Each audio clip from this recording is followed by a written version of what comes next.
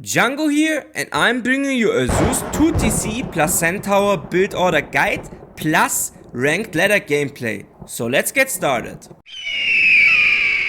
In this build we are trying to use one of Zeus' bonuses, and that is that he starts with 10 favor. So Centaurs recently got nerfed and now they cost a little bit more favor, but since you start with extra favor with Zeus, you don't really need to leave the villager a long time on the temple to gather enough favor for a second centaur. So the idea of this build is to get both heroes, 2 centaurs, and harass your opponent, and behind this aggression you will get your second TC. First 4 starting villagers should go on hunt. Villager number 5 should make a storehouse next to gold and then go on gold. Villager number 6 should make a storehouse next to wood and then go on wood.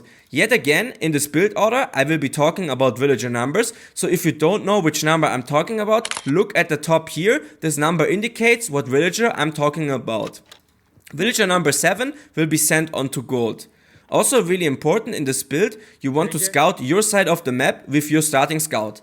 Why is that? Because obviously we want to get a second TC. So in order for that we need to know where our extra resources are, where we can later expand on. So here in this case I have a back hunt, a nice wood line here, another gold here, and some hunt resources here as well that I could potentially take. So that's really important.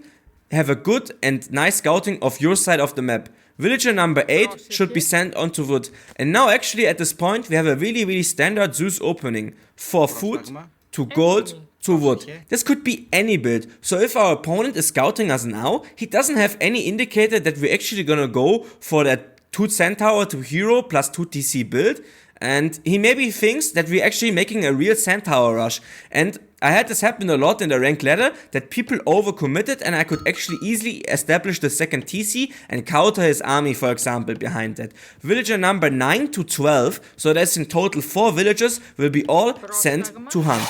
Something to keep in mind, you obviously want to establish your temple and your house. So the gold mine should be at 2,900 gold, then you're gonna force drop and send those 2 villagers to make the temple, and also you need to make 1 house.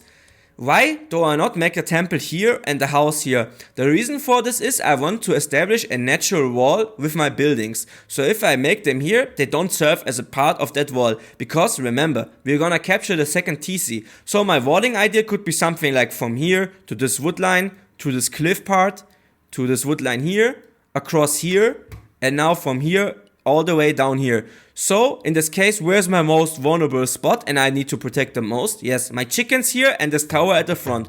So that is the reason why I'm sending those 2 builds forward and I'm making the temple right here to protect my front of the base.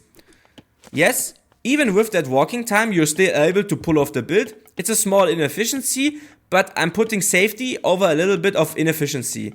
Also making the house here, and really important, one will that makes a temple stays on the temple until we have 16 favor. The villager that makes a house, resend him back to gold.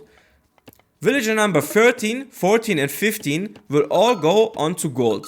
The temple is now completed, and as I mentioned, leave that villager on to favor until you have 16 favor. The last villager comes out now. Villager number 15 will be sent onto gold, and then we're gonna click up obviously through Hermes here.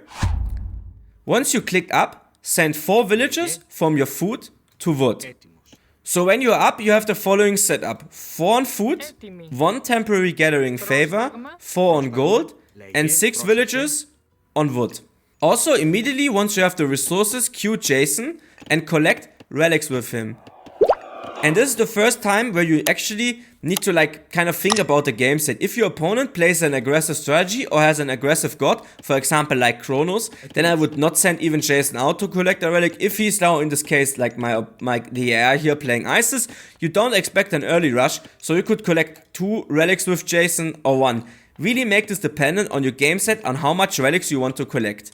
Now you can see I have 16 favor. I will send this villager to gold. And also a small thing I like to do is, yes, you have hunt here and it has not run out yet, but it will run out shortly, and then you have to switch all those 4 villagers over to chickens. So I like to do in the transition period to feudal age, I like to send 1 vill over and already make the granary at the chickens, so I have a smoother transition from food resources. We are up now in the classical age, getting a free centaur obviously, and we right away queue up another centaur, and we queue up our next hero, Heracles, in the town center. That's why we needed the extra 2 favor, because Heracles actually costs favor. Most people kind of forget that. Villager number 16 and 17 will be sent onto gold, so in total you should have then 7 villagers on gold. Once you have your second centaur and Heracles is out, try to harass your opponent. Again, the idea is not even to kill villagers. Sure, if you get a villager pick, really nice. But the idea is just to keep your opponent busy at his base to get time to make the second TC. And for that, this army is still really strong at that point of the game. And again, this could be a normal centaur rush, so some players might expect you to make then after it hippicons. So they will make a barracks and spearmen to defend from your cavalry, which actually you never make. Villager number 18, 19 and 20 will all go on to chickens, so in total you should have 7 villagers on chickens. And again, you can see, once you have enough gold mined, force drop your gold and send all those 7 villagers over. Something I like to do is also to send a couple of goats over, so in case I can't take my food resources here, I can still take goats under the TC with these 7 villages and have enough food to leave both town centers running. Really important, after villager number 20, send them to gold. So I already sent 2 now because we had 23. Now it really depends on the game state as well. In this case, I simulated where my opponent actually makes army. So you're gonna establish a military academy and an archery range. If your opponent obviously doesn't make military, you could get eco upgrades. Or you could just rush to H3. This is really dependent on the game set and how the game is flowing. In this case, as I said, I simulated my opponent making army, and I will make a military barracks and an archery range. Also something to keep in mind. In this case, I'm obviously playing against the AI and I'm getting good trades. But let's say my opponent has more army than me. Yes, I want to harass him, but I don't want to actually lose a lot of units or even a lot of HP. So just simply send back your units and don't lose HP. Maybe protect your second town center is what I highly suggest in that case. As I said, once those 7 villages have finished, send them onto food. New villages I would send onto wood. So you have your second TC rallying onto wood and your other TC rallying onto gold. Now start making army. In this case I'm making hoplites and I will soon also get an archery range. Also something you could do is resend villagers on favor and keep making more centaurs. Also something really strong. This is all for the actual build. Now let's jump straight into the ranked gameplay. So here we are in the ranked gameplay. The map is actually Oasis. I'm playing as Zeus, going to demonstrate obviously the 2 TC build order. My opponent is playing as Thor. I'm blue, even though I'm player 2, I always play with friend full colors. I like to be blue all the time, it's just easier for me to adjust here. And obviously here I would get a really good storehouse actually at gold and wood, and I demonstrated it here. But just for the sake of the build, I actually went for the quote-unquote normal storehouse on gold. I just wanted to demonstrate it and play the same way as in the build order, but obviously if you get a super storehouse, that's how I would call it, at gold and wood, feel free to build that. It's really good, and obviously you save some wood and you're more efficient.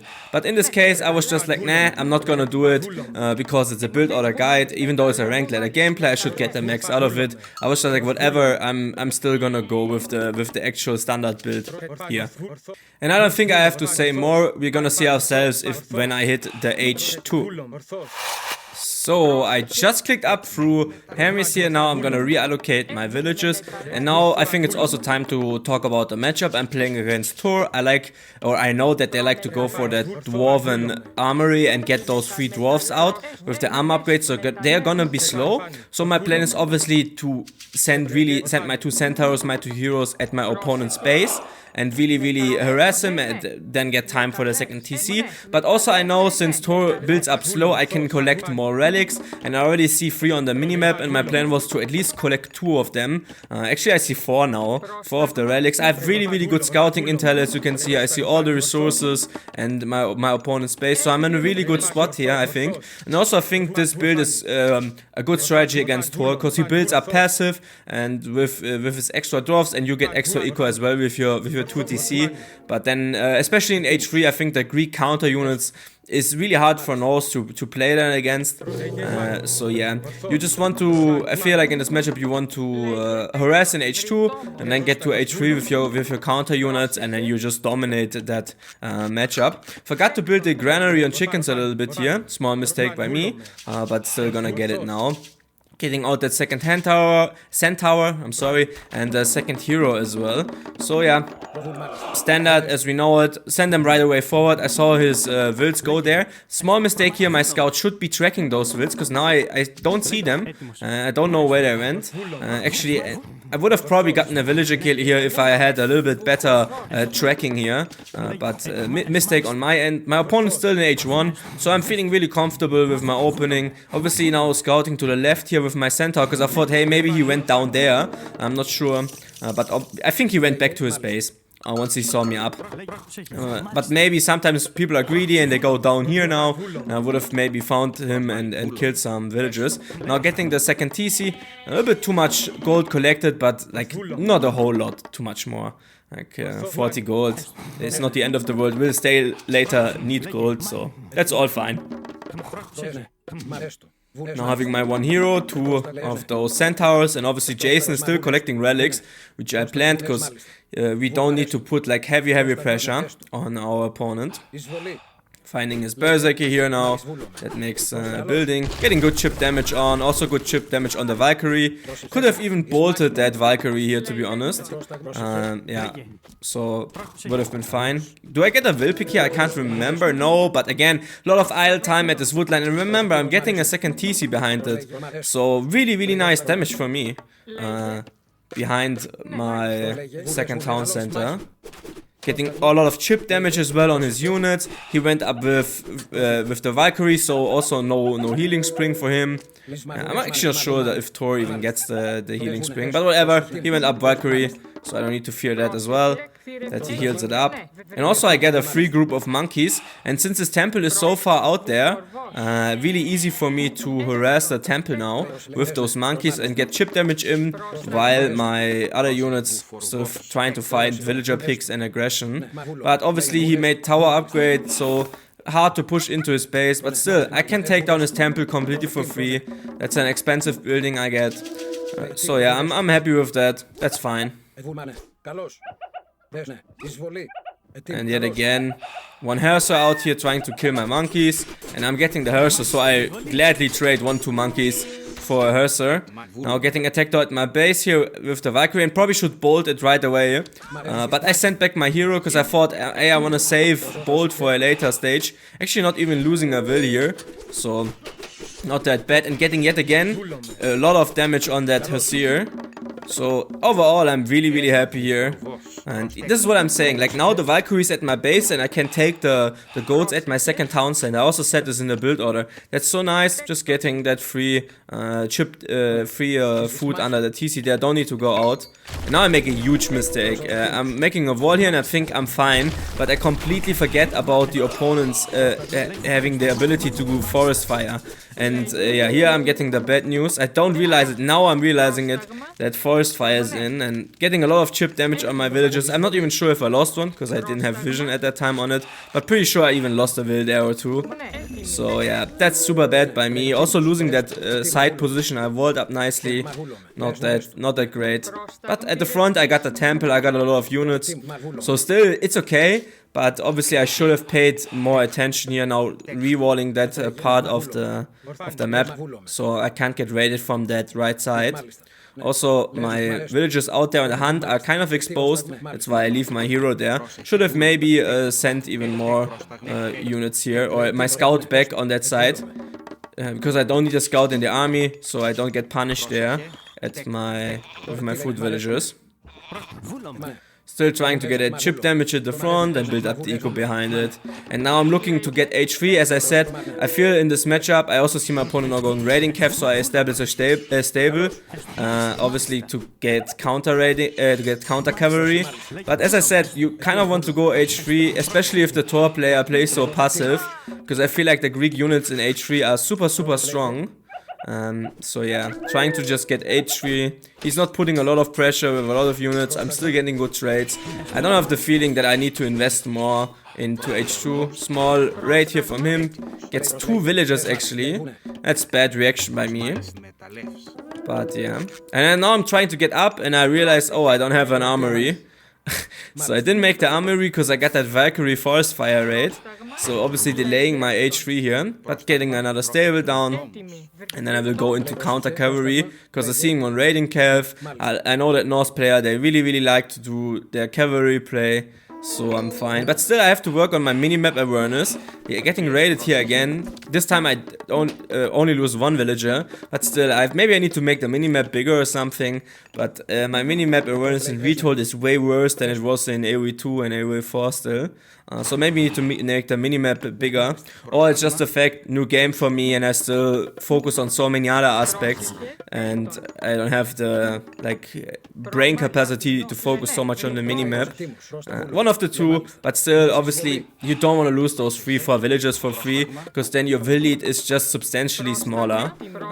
So I should have obviously prevented that from happening. But I still have both god powers. I still have the ceasefire if I need it, if the opponent has a lot of army, to give myself some time. I still have the bolt. I'm up in the 3rd age. I'm still very happy with how this game went. And also I see that my opponent is not on outside resources on his outside hunt, but I took the outside hunt here completely. So I also know that I'm economically in a good spot. The only thing I need now is a lot more gold. I have a lot of food and wood, but I would need some gold. I realize that now and make a storehouse on gold. And yeah, I'm still happy with the position I'm in.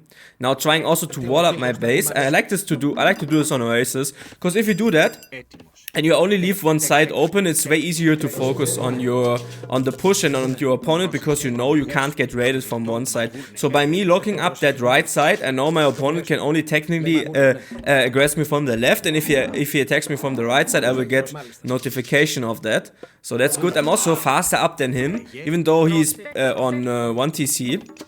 Or for a long time he was on 1TC at least. I didn't spot him going 2TC now. And here, again, seeing his raid, and I'm just bolting the Valkyrie so I can send my counter cavalry to kill his cavalry. That's my plan. Because if I don't bolt the Valkyrie will win the fight for him. That's why I bolted it, and now I know that my... How do you even pronounce this unit? Promodros? I don't know how to pronounce those Greek units sometimes. But it's counter cavalry. I know they will win the fight easily for me. So yeah, that's good. Getting a market now also, because always I like to get the market in H3 if I have a little bit over resources, especially wood, just so I can sell and buy resources if I need that. I think it's nice to have in all the games, and I think market is kind of underused. Getting more text now, obviously, for my cavalry. Really important, tech up and then attack. But I still feel really good about the game. My opponent H2, I'm also establishing some farm eco behind it.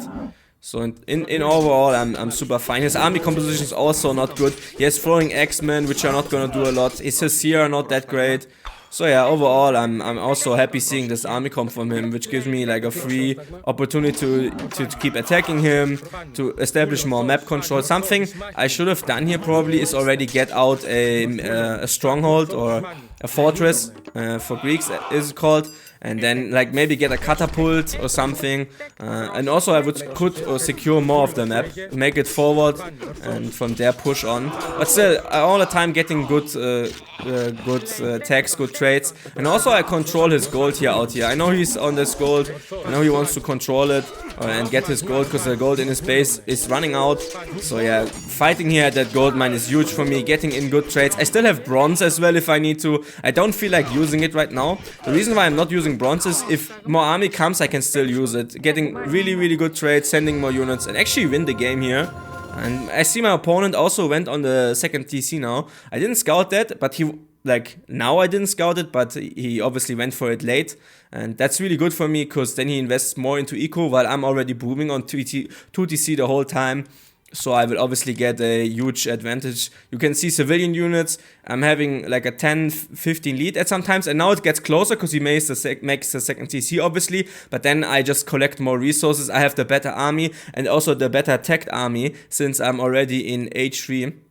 And that's how I basically won this game here. Just by having the better army, the H3 army, H3 myth unit as well. And obviously I still have bronze if I need it to power myself out. If he goes for his flaming weapons, I just bronze my units and I will still win the fight. So yeah, overall nice game. I hope you liked it. Stay fly, this is all from me. Django out.